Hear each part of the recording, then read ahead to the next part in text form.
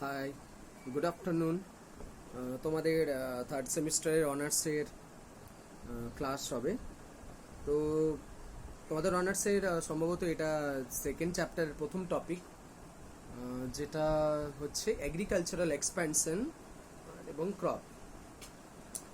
অর্থাৎ 6th century মানে 7th century থেকে একদম মুসলিমদের আসার আগে পর্যন্ত সময়কালে ভারতবর্ষে কৃষির বিস্তার কেমন করে হয়েছিল। अर्थात एग्रीकल्चरल एक्सपेंशन किस तरीके से हुआ था और किस किस फसल पर हुआ था, टेक्निक क्या था, यही आज का विषय है। हम डिस्कस करने वाले हैं। तो জাস্ট গত গত গত যে ক্লাস আমরা অগ্রহার নিয়ে করেছিলাম, তাতে করে আমাদের এটুকু আইডিয়া এসে গিয়েছে যে মোটামুটিভাবে যে ভারতবর্ষে আদি মধ্যযুগ সময়কাল, অর্থাৎ আমরা যদি 7th সেঞ্চুরি থেকে 12th সেঞ্চুরির কথাটা যেটা বলছি আমরা, সেই সেই পর্বে উত্তর ভারতবর্ষের সমৃদ্ধি কিন্তু চোখে দেখার মতোই ছিল। আমরা জানি সুলতান মাহমুদ আক্রমণ করেছেন। আমরা মাহমুদ এবং মোহাম্মদ ঘুরির আক্রমণের পর্বটা আমরা একটু পরে পড়ব, ওটা বাকি রেখেছি। তো আক্রমণ যখন করছেন, আক্রমণ করার কারণ কি ছিল? বড় বড় মন্দিরকে লুট করা, টাকা পয়সাকে লুট করা। তার মানে এটা আমরা অন্তত স্পষ্ট যে হর্ষবর্ধনের পরবর্তীকালে যে নর্থ ইন্ডিয়ান যে সমস্ত মন্দির বা নর্থ ইন্ডিয়াতে যে সমস্ত শহরগুলোর কথা বলা হচ্ছে, তারা অত্যন্ত সমৃদ্ধশালী ছিলেন। এটা কিন্তু স্পষ্ট। ये हम लोगों के दिमाग में पूरी तरह से क्लियर है, क्योंकि महमूद ने बहुत बार आक्रमण किया, घुरी ने भी बहुत बार आक्रमण किए। तो इसके चलते ये पता लगता है कि इस दौरान भारत की अर्थनीति बहुत ही सही ढंग से था। তো আমরা জানি যে কৃষি হচ্ছে আমাদের দেশের মূল অর্থনীতির ভিত্তি। जो फाउंडेशन है वो हमारे देश का अर्थनीतिक व्यवस्था का जो फाउंडेशन है वो पूरी तरह से कृषि के ऊपर ही निर्भर करके बना हुआ है। এবং এটা আমরা জানি যে ভারতবর্ষ অত্যন্ত একটা গ্রাম কেন্দ্রিক দেশ। আদি মধ্যযুগের যদি সময়কালটা আমরা দেখে থাকি, তাহলে আমরা অন্তত একটা কথা স্পষ্ট জানতে পারছি যে আমাদের দেশে এই পর্বেতে যেহেতু রাজারা জমিদান করছেন দেবতার প্রতিষ্ঠানকে, মানে মন্দিরকে হতে পারে, অথবা ব্রাহ্মণকে তার পাণ্ডিত্যের জন্য দান করছেন। এবং গতকালকের আমরা ক্লাসেতেই একটা ডিভিশন, আমরা যে অগ্রহার ব্যবস্থা নিয়ে যে ক্লাসটা আমাদের হয়েছে, সেই ক্লাসটাতে আমরা দেখেছি যে রাজার হাত থেকে কেমনভাবে ক্ষমতার হস্তান্তর হচ্ছে মন্দির কমিটি এবং ব্রাহ্মণদের হাতে, এবং তারা নিজ নিজ এলাকাতে ডক্টর আর এস শর্মা মানে প্রফেসর আর এস শর্মা, তিনি দেখিয়েছেন কিভাবে ক্ষমতার উত্থান ঘটেছে নতুন কমিউনিটির। এটা আমরা অগ্রহার যে ক্লাসটা, সেই ক্লাসটাতে আমি আলোচনা করেছি তোমাদের, এবং তোমরা আশা করি বুঝতে পেরেছো। যদি আমরা ভূমির দিক দিয়ে দেখি যে জমি, তাহলে আমরা এই কিছুক্ষণ আগে বললাম যে রাজা ছিলেন, এবং আমরা যদি প্রথমের দিকে যদি দেখি তাহলে রাজা দেখতে পাবো আর কৃষক দেখতে পাবো, একদম আমি বলছি মৌর্য যুগের ওই পর্বটাতে। তারপরে মিডিল ফেজটাতে যখন গুপ্তদের সময়কালে আসছে ভারতবর্ষে, তখন দেখতে পাবো একজন মিডিল ম্যান, এবং সেটা আমরা কিন্তু দক্ষিণ ভারতেও দেখতে পাচ্ছি। চোল এবং পল্লব এবং চোল, ওদের ইনস্ক্রিপশনস গুলোতেও কিন্তু আমরা লক্ষ্য করতে পাচ্ছি। এবং এটাতে তিনটে সম্প্রদায়ের আগমন ঘটছে। একটা হচ্ছে রাজা, আর একজন যাকে জমি দেওয়া হচ্ছে সে, আর একজন যিনি চাষ করছেন। এখন যখনই আদি মধ্যযুগের যে মেইন ক্যারেক্টারটা আমরা देखो, लैंड रिलेटेड जो कैरेक्टर, तो इस कैरेक्टर में हम लोग तीन तरह का जो कम्युनिटी हम लोग देख रहे हैं लैंड से रिलेटेड। एक राजा है, दूसरे जिसको राजा दान कर रहे हैं, और तीसरा है वो खेतीबाड़ी करने वाला। तो आदि मध्ययुगের স্ট্রাকচারটা কিন্তু এই পর্বেতেই দাঁড়িয়েছিল। আমরা আরেকবার তোমাদের আমি বলিনি, যারা আজকে হয়তো প্রথম ক্লাসটা শুনছো, তারা অগ্রহার এবং ব্রহ্মদেয় কাকে বলে। আমরা জানি যে আদি মধ্যযুগেতে রাজারা যে সমস্ত জমি ব্রাহ্মণ সম্প্রদায় এবং মন্দিরকে দান করছেন। এই যে দান করার পদ্ধতিটা উত্তর ভারতে বলা হচ্ছে অগ্রহার, আর দক্ষিণ ভারতে বিশেষ করে চোলদের সময়কালে ওটাকে বলা হচ্ছে ব্রহ্মদেয়। এটা পরিষ্কার, ये बात तुम लोगों को क्लियर हो जाना चाहिए। अग्रहार एंड ব্রহ্মদেয় इसका मतलब क्या है। তাহলে আদি মধ্যযুগের ল্যান্ডের বৈশিষ্ট্য হচ্ছে অগ্রহার উত্তর ভারতবর্ষ হয়েছে, দক্ষিণ ভারতবর্ষ হয়েছে ব্রহ্মদেয়। কে এম শ্রীমালি বেঁচে আছেন ভদ্রলোক, বিখ্যাত ঐতিহাসিক, দিল্লি ইউনিভার্সিটি প্রফেসর ছিলেন, এখন রিটায়ার করেছেন। তার যে গবেষণা ল্যান্ড নিয়ে, তার বিখ্যাত গবেষণা রয়েছে এবং তিনি দাক্ষিণাত্যের যে বাকাটক রাজবংশের সময়কালের মানে ওখানে গবেষণা করেছেন এবং তিনি দেখতে পেয়েছেন যে ব্রাহ্মণদের মধ্যে একটা ব্রাহ্মণ ভূস্বামী শ্রেণীর আদি মধ্যযুগেতে ব্রাহ্মণ বলে এক ধরনের ভূস্বামী শ্রেণীর আবির্ভাব হয়েছিল, কারণ ব্রাহ্মণদেরকেই তো জমিদান করা হচ্ছিল, ब्राह्मण्स को ही जमीन दिया जा रहा था। इसलिए एक नया कमिटी अर्ली मेडिवल फेज में एक नया लैंडलॉर्ड्स उभर के आ रहे हैं, वो है ब्राह्मण्स। एक पूरी तरह से क्लियर। आर एस शर्मा भी बोल रहे हैं कि गांव में গ্রামীণ লেভেলে কৃষি ক্ষেত্রে একটা ডিভিশন লক্ষ্য করা গিয়েছে, সেটা হচ্ছে যে বংশানুক্রমিক ভাবে কোন একটা মালিক সম্প্রদায়ের উত্থান ঘটেছে, সেটা হচ্ছে ব্রাহ্মণ, যাদেরকে জমিদান করা হয়েছে। আর এস শর্মা তার ইন্ডিয়ান ফিউডালিজম গ্রন্থ এবং তাছাড়া আর্লি মেডিভেল ইন্ডিয়ান সোসাইটি অনেক অনেক গ্রন্থে তিনি বারবার এই কথাটাই মন্তব্য করছেন। অর্থাৎ আমরা তাহলে একটা স্পষ্ট দেখতে পাচ্ছি যে উত্তর ভারতবর্ষে অগ্রহার, দক্ষিণ ভারতবর্ষে ব্রহ্মদেয় দানের ফলে ভারতবর্ষে দুটো সম্প্রদায়, একটা রাজা থেকে যাচ্ছেন আর একটা হচ্ছে নতুন সম্প্রদায়ের আবির্ভাব হচ্ছে, সেটা হচ্ছে ভূস্বামী সম্প্রদায়। এবং এখানেতে আমরা নানান ইনস্ক্রিপশন পেয়েছি, নানান শিলালিপি, নানান তাম্রপট্ট, যেটাকে কপার প্লেট বলা হচ্ছে। আমরা উদাহরণ পেয়েছি, রণবীর স্যারের বই আছে এক্সপ্লোরিং আর্লি ইন্ডিয়া, এবং সেখানে রেফারেন্স আছে। এবং আমি তোমাদের উদাহরণ হিসেবে বলবো যে পল্লব রাজাদের বিশেষ কথা, পল্লব রাজাদের অনেক তাম্রপট্ট পাওয়া গেছে, কপার প্লেট পাওয়া গেছে, যেখানে এই ব্রাহ্মণ সম্প্রদায়কে জমিদান করা হচ্ছে এবং তাদের জমিতে তাদের যে উত্থান পর্ব সেটা স্পষ্ট উল্লেখ রয়েছে। এবং 600 থেকে 1200 খ্রিস্টাব্দের মধ্যবর্তী সময়কালে আদি মধ্যযুগে গোটা ভারতবর্ষে অনেক ইনস্ক্রিপশনস পাওয়া গিয়েছে। তার মধ্যে একটা ইনস্ক্রিপশন ওই রণবীর স্যারের বইতে রয়েছে, সেটা আমি তোমাদের সামনে জাস্ট উল্লেখ করছি। সেটা হচ্ছে যে 6th সেঞ্চুরি এডিতে গোয়াতে, আমাদের গোয়াতে কদম্ব রাজাদের সময়কালে একটা ইনস্ক্রিপশনস পাওয়া গিয়েছে, ল্যান্ড গ্র্যান্ট যেটাকে বলা হচ্ছে। সেই ল্যান্ড গ্র্যান্টে উল্লেখ আছে যে মানে একদল ব্রাহ্মণকে গোয়ার সমুদ্রের ধারেতে একটা জঙ্গল গাছপালা ভর্তি রয়েছে, এরকম একটা ল্যান্ড দেওয়া হচ্ছে, রাজা ল্যান্ড ডোনেশন দিচ্ছেন। এবং মেন উদ্দেশ্য ওই যে সমুদ্রের তীরবর্তীকালে গাছপালাগুলোকে পরিষ্কার করে চাষবাসের যোগ্য জমি করে তোলার জন্য। তাহলে একটা কথা স্পষ্ট যে ল্যান্ড ডোনেশন হয়েছিল। কিন্তু কর্ণাটকের একটা তালুকের নাম পাওয়া যাচ্ছে 762 খ্রিস্টাব্দে, গরিবিদানুর তালুক। এখানেতেও কিন্তু ব্রাহ্মণদের জমিদান করার কথা বলা, যেখানে কপার প্লেট পাওয়া গিয়েছে। এই কপার প্লেটেতে কিন্তু এই ইনফরমেশনটা রয়েছে, যেটার কথা আমরা এখন কিন্তু আলোচনা করছি। এবং ঐতরীয় ব্রাহ্মণে এর মানে বরাবরই উদাহরণ রয়েছে। ঐচ্ছত্র ব্রাহ্মণদের কথা রয়েছে। এখানে লেখা আছে নানজানগাড় তালুক, কর্ণাটকের, এখানেতেও কিন্তু ব্রাহ্মণদের জমিদানের কপার প্লেট পাওয়া গিয়েছে। অর্থাৎ একটা কথা পরিষ্কার যে এই আদি মধ্যযুগেতে এই যে অগ্রহার ব্যবস্থাটা হয়েছিল তার কিন্তু স্পষ্ট প্রমাণ রয়েছে। আর আমি যেটাতে ঢুকতে চাইছি, जिसमें हम आना चाह रहे वो है कि এই যে ব্রাহ্মণরা পেলেন, এর ফলে ভারতবর্ষের ওই সময়কালটাতে আমাদের কৃষি ব্যবস্থাতে ব্যাপক পরিবর্তন এসেছিল এবং কৃষি ব্যবস্থাতে এক ধরনের নতুনত্বের বিষয়, নতুন নতুন জিনিসের আগমন ঘটেছিল। তার মধ্যে আমি দুটো টেক্সটের কথা বলবো, হেমচন্দ্রের অভিধান চিন্তামণি এবং যাদব প্রকাশের বৈজয়ন্তী। এই দুটো গ্রন্থে কিন্তু মানে আমাদের যে শস্যের যে ভাগ, নানান ধরনের যে শস্য চাষের যে তার তথ্য প্রমাণ পাওয়া গিয়েছে। এবং রণবীর স্যারের বইয়েতে পাওয়া গিয়ে সপ্তাহে 7th সেঞ্চুরি 8th সেঞ্চুরির বই রয়েছে, এটা বিখ্যাত সংস্কৃত টেক্সট, সেটা নাম হচ্ছে কৃষি পরাশর। কৃষি পরাশর একটা, আর একটা হচ্ছে কৃষি সুক্তি।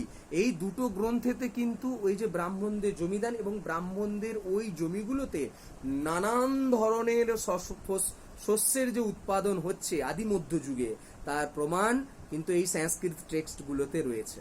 অর্থাৎ আমরা কিন্তু স্পষ্ট, অর্থাৎ ইনস্ক্রিপশনস এবং লিটারি সোর্সে আমাদের কাছে কিন্তু ইনফরমেশন রয়েছে।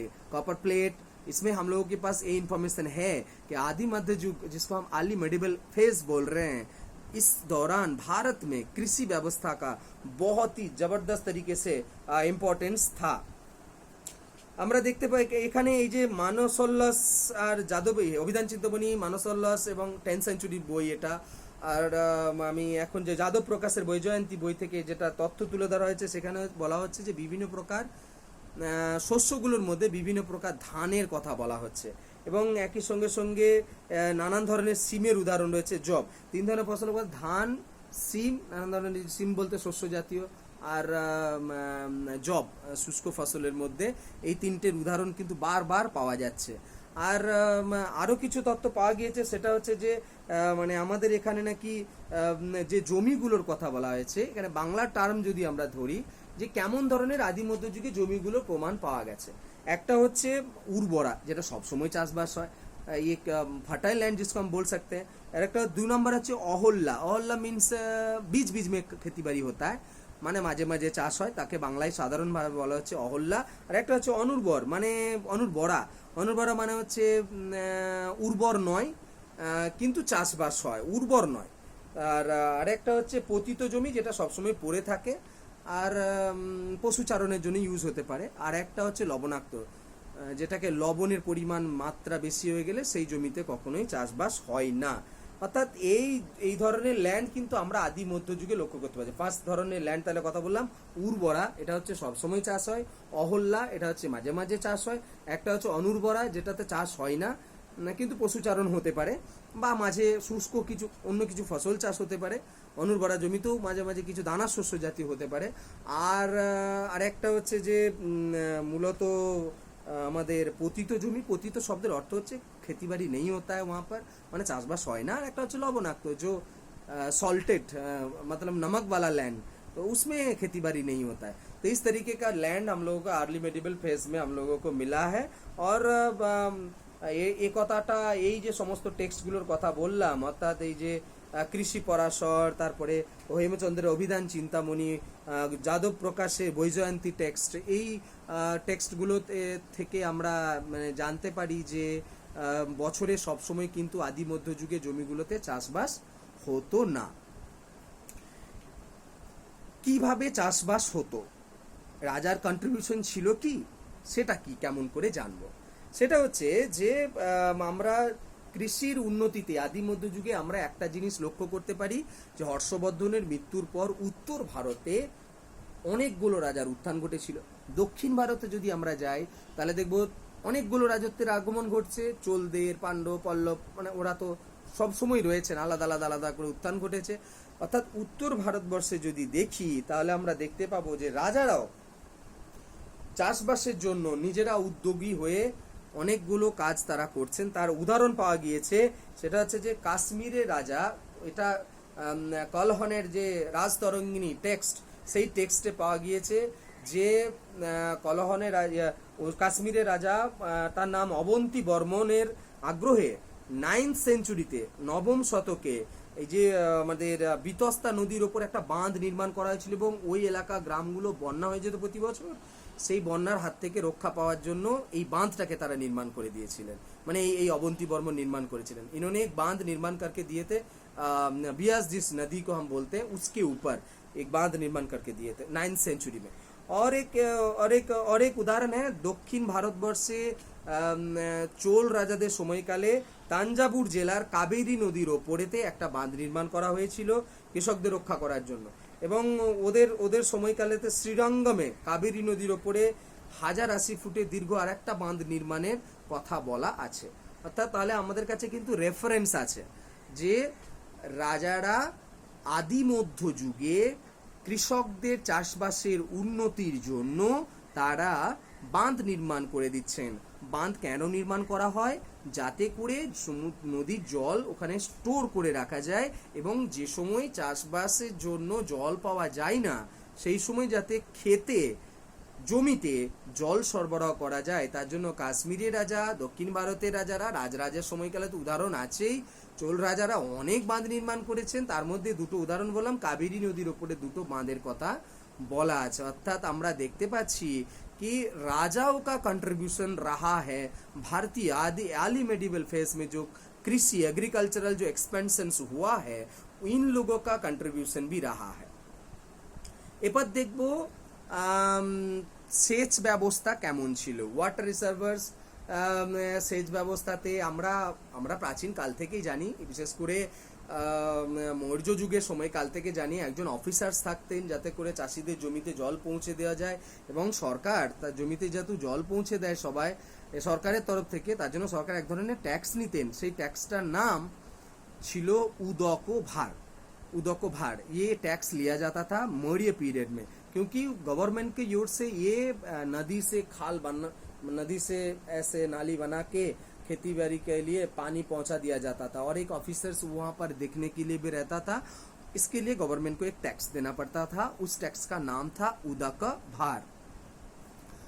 আদি মধ্যযুগে আমি বলছি, যেটা 7th সেঞ্চুরি থেকে 12th সেঞ্চুরি ফার্স্ট ফেজ, এই পর্যন্ত সময়কালেতে আমরা এক ধরনের সেচ ব্যবস্থার উদাহরণ আমরা লক্ষ্য করতে পারছি। সেই উদাহরণ সেচ ব্যবস্থাটার এবং বিভিন্ন পল্লবদের ইনস্ক্রিপশনে এর রেফারেন্স পাওয়া গেছে, এবং সেখানে বলা হচ্ছে যে নদীর নিচু জলাশয় থেকে যাতে করে জল জমিতে পৌঁছানো যায় এরকমের চক্র টাইপের থাকতো, এবং তাতে কিছু বালতি টাইপের বাঁধানো থাকতো বা লাগানো থাকে, বাঁধা থাকতো, এবং যত ডান দিকে একটা লাঠি লাগানো থাকতো এবং গরু ঘুরতো চারপাশে। তো যতই চাকাটা ঘুরতো ততই জলটা এই নিচু জায়গায় যেখানে স্টোর হয়ে রয়েছে জলটা, কখনো কখনো কুয়ো থেকেও হতে পারে, কখনো কখনো জলাশয় থেকে, ওই জলটা তুলে নিয়ে গিয়ে জমিতে ফেলতো। এটা এই যে টেকনিকটা, তোমরা যদি ক্লাস 8-এর বই দেখো, ওখানে একটা খুব সুন্দর ভালো ছবি রয়েছে ইতিহাসের বইতে। এই জলসেচ ব্যবস্থার টেকনিকটার নাম ছিল অরঘট্ট। তাহলে এক ধরনের টেকনিক ছিল যে নদী থেকে সরাসরি খাল করে চাষের জমি জল পৌঁছে দেয়, জল যেমন যায় এখনকার दिनों जाए, आज के जमाने में भी ऐसे ही आता है। और एक टेक्नोलॉजी का इतना डेवलपमेंट हुआ था, इससे पता चलता है अर्ली मेडिवल फेज में कि उस चक्र लगा हुआ रहता था, एक यहाँ पर पानी रखने के लिए जगह हुआ था, बाल्टी टाइप का कुछ जगह है, तो यहाँ पर इस चक्का के साथ बांध दिया जाता था, बहुत सारे 10-12। तो जब भी यहाँ पर एक बैल को बांध दिया जाता था, बैल इस तरह घूमते थे और ये चक्र इस तरह घूमते थे, तो पानी नीचे से लेके ऊपर खेती बाड़ी की जो जमीन है उसमें फेंकते थे। तो इस जो सिस्टम का बोला जाता है ये अरघट्टा, ये अरघट्टा टेक्निक अर्ली मेडिवल फेज में बहुत ज्यादा तरीके से बढ़ चुका था। और इसमें एक है उदू, यहाँ पर एक টার্ম লিখা हुआ है উদু খালা। উদু খালা মিনস হচ্ছে বড় খাল, খালের কথা বলা হচ্ছে, যে খাল থেকে জমিতে জলের সরবরাহের ব্যবস্থা কিন্তু ছিল। এছাড়া আমরা জানি যে জলাশয় খনন করে রাখা হতো যাতে করে বর্ষাকাল শেষ যখন হয়ে যাবে তখন সেই জলটা যাতে করে চাষের কাজে লাগানো যায়। রামশরণ শর্মা, ঐতিহাসিক রামশরণ শর্মা, তার যে গ্রন্থ ইন্ডিয়ান ফিউডালিজমে তো আছেই, এবং আর্লি ইন্ডিয়া বই, মানে আমাদের যে আর্লি মিডিভেল ইন্ডিয়ান সোসাইটি, এই বইটাতেও মানে এই তার রেফারেন্সও কিন্তু অনেক তথ্য, আমি এই বইটার কথা বলছি। এবারটার perspectives in social and economic history of early India, এই বইটাতে তিনি দেখিয়েছেন যে তার রাজস্থানেতে বাপি নামে এক ধরনের গভীর কূপের জলকে সেচের কাজে ব্যবহার করার কথা বলা হয়েছে। অর্থাৎ ও রাজস্থানে তো জল পাওয়া যায় না, যার জন্য ওরা মাটির তলাতে ওই যে বাপি নামক বলা হচ্ছে এরকম খোদাই করে ওরা ওখান থেকে জমিতে জলসেচের ব্যবস্থা করেছেন। এবার আমরা দেখে নিই, তো প্রথমের দিকে তো দেখলাম যে 3 ধরনের শস্যের কথা, একটা তো আমরা বলেছিলাম যে ধান, আর একটা বলেছিলাম ভুট্টা, আর একটা সিমের কথা বলছিলাম। এবার আমরা দেখব যে কোন কোন ফসল আদি মধ্যযুগে গোটা ভারতবর্ষে কোন কোন জায়গায় ফেমাস ছিল শস্য উৎপাদনের জন্য। আমরা যে বারবার বলছি যে আদি মধ্যযুগের কৃষি ব্যবস্থা কিন্তু ভীষণভাবে বৃদ্ধি পেয়েছিল। बहुत अच्छी तरीके से कृषि जो है फार्मिंग सिस्टम्स बहुत ही डेवलप किए थे। तो कौन कौन सी जगह था भारतवर्ष में जहां पर रेफरेंस मिला है जो अच्छे अच्छे क्वालिटी और प्रोडक्शन के लिए, खेती बाड़ी के लिए। তার প্রধান আমরা বিভিন্ন টেক্সটে জানতে পেরেছি। একটা হচ্ছে যাজ্ঞবল্ক্য, এটা কিন্তু পরবর্তী গুপ্ত যুগের লেখা। যাজ্ঞবল্ক্য স্মৃতি, বৃহস্পতি স্মৃতি গ্রন্থ, এই স্মৃতিশাস্ত্র, এগুলো সমাজের মানে আইন প্রণেতা গ্রন্থ এগুলো। যাজ্ঞবল্ক্য স্মৃতিতে উদাহরণ আছে যে মগধ, বর্তমান বিহার, এবং আমাদের বঙ্গাল মানে হচ্ছে বঙ্গাল মানে আমাদের কলিঙ্গ, উড়িষ্যা, এখানে কিন্তু প্রচুর ধানের রেফারেন্স আছে, ধান চাষ হতো। যাজ্ঞবল্ক্য স্মৃতিতে কিন্তু এর রেফারেন্স পাওয়া যায়। কলহনের নাম আমরা শুনেছি। কলহনের রাজতরঙ্গিনী 10th সেঞ্চুরি লেখা গ্রন্থ, 10th 11th সেঞ্চুরি। এই সময়েতে কাশ্মীরে তিনি বলেছেন যে কাশ্মীর ফল উৎপাদনের জন্য খুবই বিখ্যাত ছিল। মূলত এখন আমরা যেটাকে কাশ্মীরকে চিনি সেটা আপেলের উৎপাদনের জন্য, তো উনি বলেছেন ফলের জন্য সুখ্যাতি ছিল। আচ্ছা, বর্তমান মহারাষ্ট্রতে বেশ কিছু জায়গায় শস্য উৎপাদনের কথা বলা হয়েছে, ডিফারেন্ট টাইপ অফ ক্রপস, যেমন হচ্ছে খেজুর, সেটা হচ্ছে রত্নাগিরি জেলায় মহারাষ্ট্রের খেজুর উৎপাদন ভালো হতো এবং নারকেলও নাকি ভালো পাওয়া যেত। একইভাবে দক্ষিণের কর্ণাটক অঞ্চলেতে সিরুল বলে জায়গায় वहां पर नारियल का बहुत बड़ा प्रोडक्शन होता था। মার্কো পোলো, আমরা জানি মার্কো পোলো দক্ষিণ ভারতে এসেছিলেন বিজয়নগর সাম্রাজ্যের সময়কালে। ইতালি নানান পর্যটকরা এসেছেন, তাদের গ্রন্থে তো আমরা মেডিভেল ফেজের নানান তত্ত্ব জানতে পারি। মার্কো পোলো তার আগে এসেছিলেন দক্ষিণ ভারতে। তিনি এসে যেটা তথ্য তার লেখা থেকে আমরা জানতে পারি সেটা হচ্ছে যে দক্ষিণ ভারতে উন্নত প্রকারের দারুচিনি আর আদা চাষ হতো। এটার রেফারেন্স না मार्को पोलो भ्रमण वृत्तांत থেকে उनका जो ट्रैवल अकाउंट है वहाँ से हम लोगों को पता चलता है। जिंजर जो बहुत अच्छी तरह से प्रोडक्शन होता था, दारूचीनी का भी प्रोडक्शन बहुत होता था। एवं कपूर जो कैम्फर हम बोलते हैं, कैम्फर का भी साउथ में बहुत बड़ा प्रोडक्शन होता था, বিখ্যাত ছিল। তো মানে আমরা এই যে মার্কো পোলো তথ্য থেকে আরো জানতে পারি যে বাংলায় আদা, ভেষজ আদা, মশলা, চিনি, এ সমস্ত কিছুর উৎপাদনের কথা বলা হয়েছে। এবং রণবীর চক্রবর্তী স্যারের যে বই এক্সপ্লোরিং আর্লি ইন্ডিয়া, ওখানে আরো রেফারেন্স আছে যে হিউয়েন সাং, তিনি হর্ষবর্ধনের সময়কালেতে ভারতবর্ষে ছিলেন। হিউয়েন সাং এর যে সিইউ কি, সেই সিইউ কি টেক্সটে জানতে পারা যায় যে আমাদের আমাদের আমাদের বাংলাতে প্রচুর পরিমাণে ধানের উৎপাদনের কথা বলা আছে এবং 50 রকমের ধানের উৎপাদনের কথা বলা আছে, বিশেষ করে বোরো ধানের কথা বলা আছে। এবং একই সঙ্গে উনি সুগার ক্যান মানে আখ চাষের কথা বলছেন। আমাদের যে উত্তরবঙ্গে পুন্ড্রবর্ধন ছিল, ওখানে নাকি পুন্ড্রবর্ধনে হিউয়েন সাং নিজে বলেছেন যে পুন্ড্রবর্ধনে আখের কোয়ালিটি ছিল সেই সময় ভারত বিখ্যাত, এবং যার জন্য আখের অল্টারনেটিভ নামটাও কিন্তু পুন্ড্রবর্ধনের সঙ্গে যুক্ত করে দেওয়া হয়েছিল। নর্থ বেঙ্গলের কেসটা আমি বলছি। এবং এই বইটার নাম হচ্ছে শূন্য পুরাণ, মানে exploring early India. Ranbir sir যে বইটার উদাহরণ দিয়েছেন যেখানে আমরা 50 ধরনের ধানের কথা উল্লেখ পাচ্ছি, সেই টেক্সটটার নাম শূন্য পুরাণ, সম্ভবত 10th সেঞ্চুরির বই।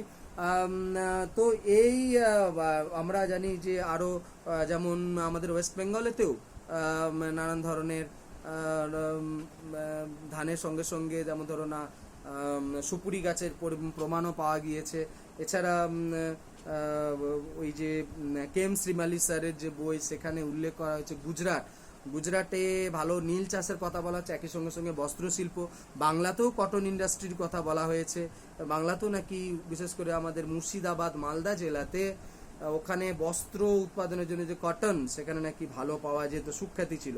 এছাড়া ভারতবর্ষের নানান প্রান্তে আমরা জানি যে আখ, সুপুরি গাছ, তারপরে সুপারি যেটাকে বলা যায়, পান, তারপরে তিল, তারপরে সর্ষের মতো গুরুত্বপূর্ণ যেগুলো অর্থনৈতিক দিক দিয়ে অত্যন্ত ইম্পর্টেন্ট খেতিবাড়ি হতা থা ভারতবর্ষে, এবং যেটা আমাদের দেশকে অত্যন্ত সমৃদ্ধ করেছিল বলা যায়। তো আরেকটা উদাহরণ কিছু ক্ষেত্রে পাওয়া গেছে, সেটা পশমের চাষের কথা বলা হচ্ছে। তো পশমের ক্ষেত্রে আমাদের এখানে গুরুত্বপূর্ণ ভূমিকার কথা জানা যায়। চাষবাসের যে মিডিয়াম সেটা সম্ভবত নাগলের কথাই বলা হয়েছে। রণবীর স্যারের যে বই এক্সপ্লোরিং আর্লি ইন্ডিয়া, সেই বইটাতে বলা হয়েছে যে গরুর নাগল দিয়ে চাষবাসের পরিমাণটা বেশি হতো। তার জন্য এটা একটা টার্ম পাওয়া গিয়েছে ইনস্ক্রিপশনগুলিতে, তার নাম হচ্ছে বৃহৎ হাল। বৃহৎ হাল, BRIHDHAL,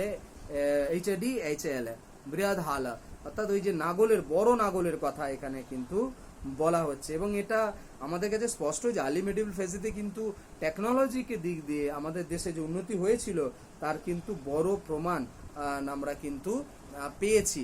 অর্থাৎ এক কথা দেখতে পাচ্ছি যে আমরা ভারতবর্ষ জুড়ে, উত্তর ভারত এবং দক্ষিণ ভারত জুড়ে এই সময়টাতে 7th সেঞ্চুরি থেকে 12th সেঞ্চুরি পর্যন্ত সময়কালেতে ভারতবর্ষের ভিন্ন ভিন্ন জায়গায় জলাশয় খনন করে, ওই অরঘট্ট স্থাপন করে, নদী থেকে কানেকশন নিয়ে এসে, গুজরাটের একটা অরণ্যের নাম পাওয়া যাচ্ছে, সেখানে জলাশয় নতুন করে খনন করা হচ্ছে, এ কথার উদাহরণও এখানেতে পাওয়া গিয়েছে। এই যে এই যে তথ্যটা বললাম, নানজানগড় তালুক কিছুক্ষণ আগে আমি বলেছি, কর্ণাটক অঞ্চলে, ওখানে ইরিগেশন ট্যাঙ্ক তৈরি করা হচ্ছে। অর্থাৎ আমরা দেখতে পাচ্ছি যে প্রাইভেটলি শুধু নয়, রাষ্ট্র এখানে কিন্তু গুরুত্বপূর্ণ ভূমিকা পালন করেছিল। অর্থাৎ আদি মধ্যযুগে যেমন আমরা দেখতে পাবো যে ভারতবর্ষে অনেকগুলো রাজার উপস্থিতি, बहुत ही डायनेस्टीज आ रहे थे, राजवंश की उत्थान हो रहा था छोटा छोटा करके, लेकिन इसके चलते चलते हमारे देश में कृषि का जो विस्तार वो भी बहुत अच्छी तरह हुआ था। तो अर्ली मेडिवल फेज में ये हम लोगों को बहुत तरह का इंफॉर्मेशन मिला है, जिसके चलते हम लोग ये बोल सकते हैं कि अर्ली मेडिवल फेज में लोगों का जो जीवन था वो बहुत ही बेहतर होने लगा था। हालांकि ये बात हो सकता है कि क्योंकि बहुत तरह का आक्रमण भी हुआ है, महमूद और मोहम्मद घुरी ने बहुत बुरी तरह से आक्रमण किया था, इसके चलते क्या हुआ था, जो बड़ा बड़ा जो शहर वो हम लोगों के पास नहीं रहा था। और আর্লি মেডিভেল ফেজে যেহেতু বড় বড় রাজবংশ আর নেই, ছোট ছোট রাজার উত্থান আমরা দেখতে পাবো। যে আদি মধ্যযুগেতে এই যে আমরা নগরায়ণ নিয়ে একটা তো ক্লাস করবই, থার্ড ফেজ নগরায়ণ, সেখানে আমরা আমরা দেখতে পাবো যে বড় বড় নগরের কিন্তু এই সময় কিন্তু আমরা উদাহরণ দেখতে পাচ্ছি না, কন্টিনিউয়েশন হচ্ছে, কিন্তু বড় নগরায়ণ কিন্তু আমরা দেখতে পাচ্ছি। তাই উপসংহারে এটাই বলবো যে আদি মধ্যযুগে কৃষি ব্যবস্থা ছিল অত্যন্ত উন্নতমূলক এবং প্রোডাক্টিভ, এবং যার ফলে ভারতবর্ষের অর্থনীতি যে বাণিজ্যিক দিক দিয়ে কিছুটা ভাটা পড়লেও এই ফেজটাতে কিন্তু কৃষি অর্থনীতি কিন্তু আমাদের দেশে অত্যন্ত চাঙ্গা ছিল, অর্থাৎ অত্যন্ত শক্তিশালী ছিল। ঠিক আছে, তোমাদের আমি ইংলিশ এবং বাংলা দুটোই পিডিএফ পাঠাচ্ছি, তোমরা একটা নোটস রেডি করে রাখবে, যেহেতু তোমাদের সিলেবাসে আছে যে আদি মধ্যযুগে ভারতবর্ষে কৃষি ব্যবস্থার বিস্তার কেমন করে হয়েছিল। 10 মার্কের আছে 10 মার্কে লিখবে, 5 মার্কের আছে 5 মার্কে লিখবে। ওকে, চলো আজকের মতো এখানেই, থ্যাংক ইউ, আবার পরের ক্লাসে দেখা হবে।